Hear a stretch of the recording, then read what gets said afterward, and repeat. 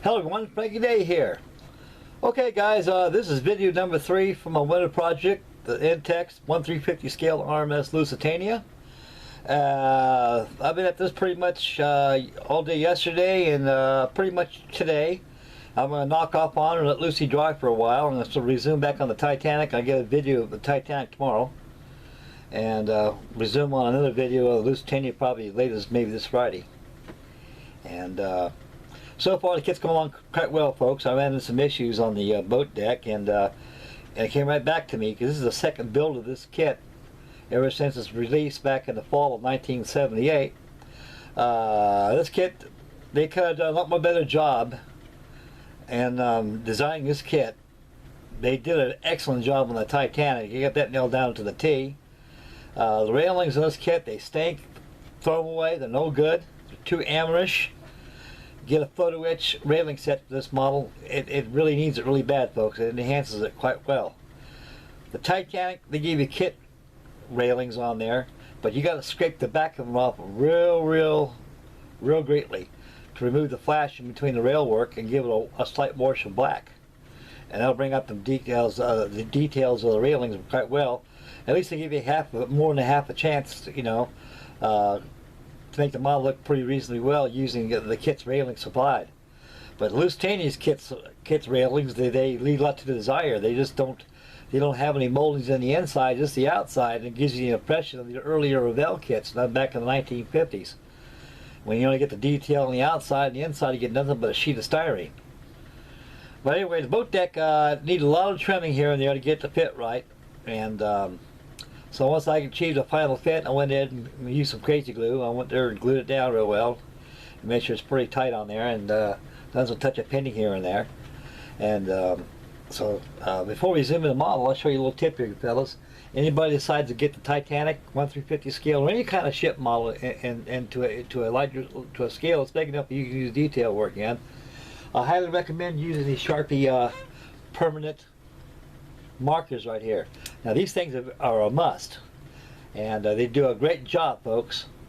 The kit's directions, like that of the Titanic, suggest taking brown paint and smearing or dabbing or slopping it in, wherever it is, and all that paint will ooze out to the wind as they get on top of your finished paint. And they say use a nice clean rag, use a mineral spirits or turpentine or thinner, and clean off the paint residue out there. What it does, takes off the paint, so you're not achieving anything doing that. So the best thing to do with that, folks, is use a Sharpie pencil right there. Just all you gotta do is take this very gingerly and go over your frames like that. The doorways too, and it looks like printed looks like printed paper on there when you get done. It enhances the detail quite immensely, which you'll see as we zoom in. And so this is a good kit, folks. I highly recommend getting this kit. They're hard to find. The only way you get these things is on eBay. I think Mr. Hobby still makes these things. You gotta order directly from the internet, Japan. That's where you probably get the Lusitania. They're very pricey on eBay, so that's about the sure place you can get stuff like this on eBay. Ain't nothing that darn establishment don't have. Anything you guys can think of you want to get, you have seen since you're a child, eBay is it. You get anything in there. There's nothing that don't have there. Okay guys, we're going to zoom in on the Lusitania and I'll show you how much I've done on her, and we'll zoom right back out and finish up the video and discuss what's on the building board. You guys hang tight, boys. I'll put this thing on pause. We'll go out over. Okay guys, this is as far as I got on her. I got all the forward wheel deck all done. I have all the fittings installed. I got the mast, the booms installed, got the cruise ends installed, the bower crane installed, the bow anchors installed, got the bits, the capstans, the windlass all installed. Cargo hatches all been painted out brown. And so this is the bridge deck here, folks. This is not glued down. As you can see, it's not glued down. I got the decks all airbrushed using teak like that of the boat deck and the rest of the deck area here. The boat deck was very difficult to put in place, guys. I had to do a lot of treading alongside there to get this thing fit flush and clean as you can. That was actually a default of making the kit. I mean, they could have really done a lot better job on it, but I guess they had so much time to produce this model, and that's about it.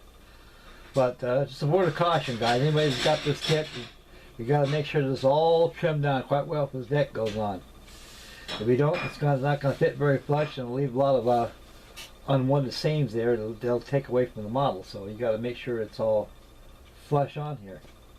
And using this Sharpie pencil again, folks, I went ahead and done all the detail work of the windows right here.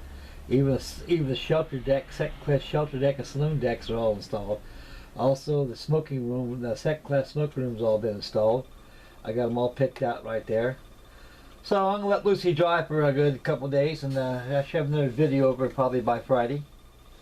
And so gotta jump on the Titanic. I should have a video of the Titanic tomorrow. And see if I get back on the Charles Morgan and get some running rigging done on her. I don't want to give up on her. She's getting at the point now. She's down haul just to get the running rigging all done. But it's going to be a time-consuming job. Okay, guys, back to the Lusitania, of course. So, like I said earlier, this is not glued down. It pops off, you know, and I got to paint this all white. I got to paint the boiler casings. I got to paint the first class skylights. Got to be painted. And all the ventilation shafts got to be all painted right here, which is cowling vents. Not cowling vents, man cover vents. That's one thing was bad about the Lusitania, is they had these old-fashioned man covers that came over like that. They hardly did nothing. Then they learned that mistake after they found out that there's a lot of ventilation problems with Lusitania. They went ahead and made cowling vents on our sister ship, the Mauritania. You know, so going back in history, it's really a shame they take something like this out, knowing that the war exists between Germany and England and Europe, and got to use innocent people as pawns just to get across and make some money. And knowing there's a war zone, that they were warned by the German embassy. Any travelers must not understand there's a war that exists between Germany and England, and any neutral shipping caught in the war zone will be dealt with. And I don't know what kind of conscience that Walter Schweiger had when he sunk the Lusitania, taking down over 1,000 people and killing babies, innocent babies, women and children, and men alike, just to gain control of the seas. To me, that was an act of cowardice. They should have never done that. But the Lusitania was not as bloodless as people thought she was. She like all steamers at that time on the transatlantic highway, they carried war contraband. The Germans knew it and we knew it. And the more, the better still. Runs into trouble, better still. So this what got us in the war, about 2 years later. A very beautiful ship she is. So anyway, folks, that's about as far as I got on her, and let her dry for a good day or so, and get back on her again. So I got Lusitania calling on me, so I'll get her ready to go. And that'll be it. And we'll zoom out of here, and we'll go to close up the video and discuss what's on the plate.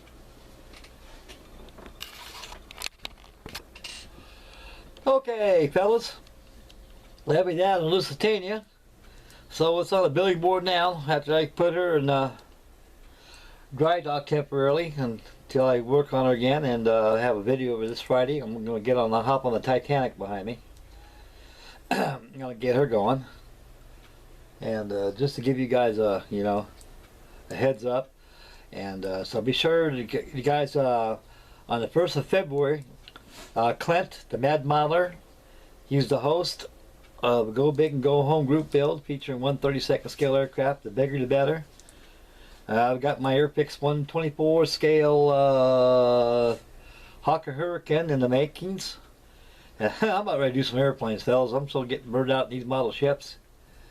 They take a lot of time, and I've got a lot of builds calling on me, so I'm not going to give up. I've got the rest of my life to finish up what's on my plate, so I can always go back to it when it comes to it. So it's like me, airplanes a lot quicker. I get them done a lot quicker than I can model ships a lot. So model ship building is a very, very slow process, so they ain't no hurry. Ain't no foot race. Okay, guys, this is Frankie Day signing off right here. I'd like to thank everybody for tuning in. May God bless. We'll catch you guys on the next video. and make Mama happy, and we'll catch you guys later. Bye, boys. Take care, gentlemen.